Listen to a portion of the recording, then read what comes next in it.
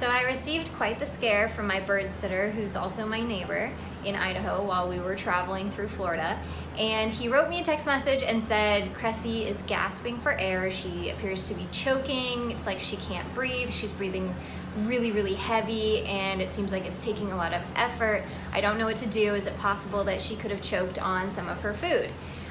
Which has never happened before, but I didn't want to rule it out, so I said, can you send me a video?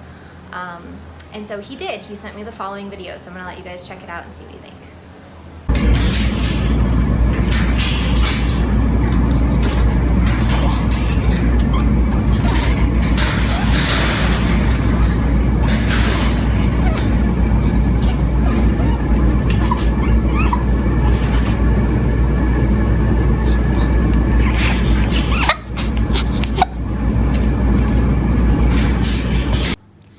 So no, Cressy was not choking. She didn't have anything wrong with her breathing. She was simply just horny. This is what a hormonal African gray looks like. It's what a hormonal parrot looks like in general.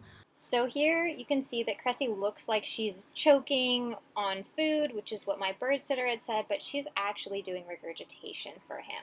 So she's regurgitating. She has her wings kind of held away from her body, drooping. That shaking of the tail feather is actually her rubbing herself on the perch.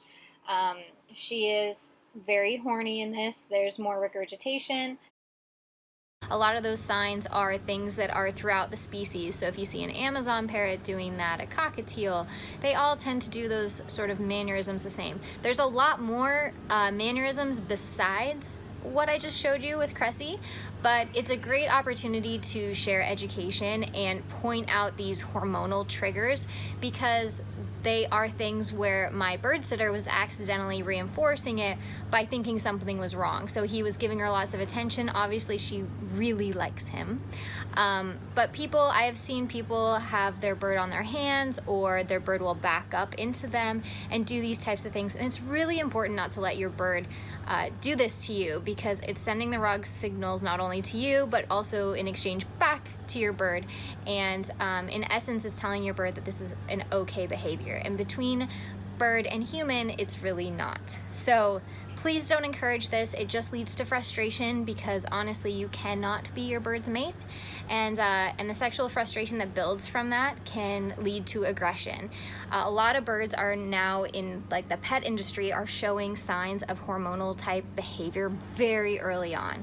And it's really disappointing to see, because I think a lot of people think that because they have a baby bird, they can stroke it and pet it and touch it in ways that you wouldn't with an adult bird.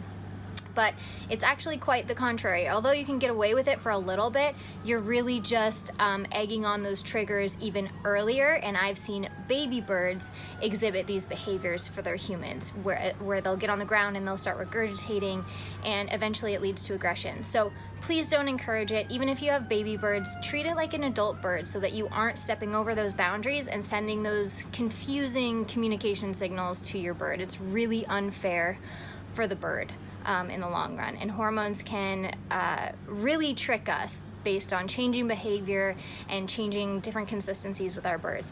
So definitely try to avoid triggering it. This was obviously accidental. My bird sitter had no idea that he was in fact the trigger, as well as the time of year. Remember that it's not just spring hormones, it's spring and fall. So parrots tend to show hormonal behavior 2 times a year, both in the spring and in the fall. So just something to be aware of, something to keep in mind, and just kind of have in your back pocket for when you need to realize where certain behaviors are stemming from.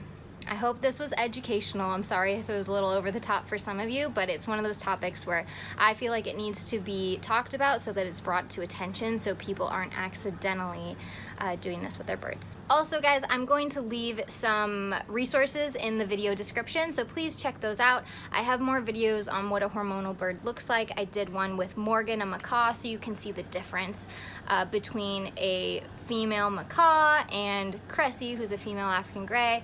I would have to say that when it comes to hormones, my experience, male birds are the worst. They get the most aggressive, they get the most scary and intimidating. So just something to really, really be aware of, that it exists in the first place. But I'm gonna leave lots of resources for you guys in the video description, so please check them out, pass them on to whoever may need that, and yeah, hopefully this goes a little bit further in educating everybody on what to look like, or what to look for, what to look like. Oh my gosh, what did I just say?